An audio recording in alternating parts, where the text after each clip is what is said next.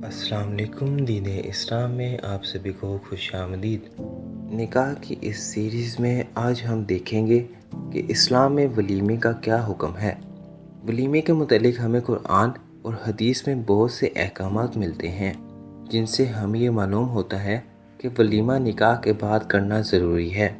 इसके मुतालिक एक सहाबा फरमाते हैं कि जब आप सल्लल्लाहु अलैहि वसल्लम हज़रत ज़ैनब बिनते हजाज को निकाह करके लाए तो मुझे भेजा और मैंने लोगों को वलीमा खाने के लिए बुलाया। आप सल्लल्लाहु अलैहि वसल्लम की एक हदीस है कि एक मर्तबा हज़रत अब्दुल रहमान आप सल्लल्लाहु अलैहि वसल्लम के पास तशरीफ़ लाए। आप सल्लल्लाहु अलैहि वसल्लम ने दरियाफ़्त फरमाया कि क्या तुमने शादी कर ली है? इन्होंने कहा जी हाँ। फिर आप सल्लल्लाहु अलैहि वसल्लम ने दरियाफ़्त फरमाया किससे?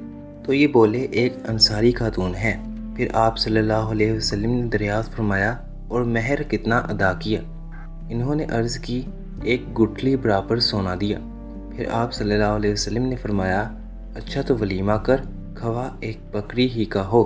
इस हदीस के मुताबिक वलीमा करना निकाह के बाद ज़रूरी है और इस सुन्नत को हर हालत में अदा करना चाहिए। आज हम निकाह के मुतालिक हमारे प्यारे नबी हज़रत मोहम्मद सल्लल्लाहु अलैहि वसल्लम की चंद अहादीस देखेंगे। पहली हदीस, आप सल्लल्लाहु अलैहि वसल्लम ने फरमाया निकाह का ऐलान आम किया करो और मस्जिदों में निकाह किया करो। इसके अलावा आप सल्लल्लाहु अलैहि वसल्लम ने शुगार से मना फरमाया।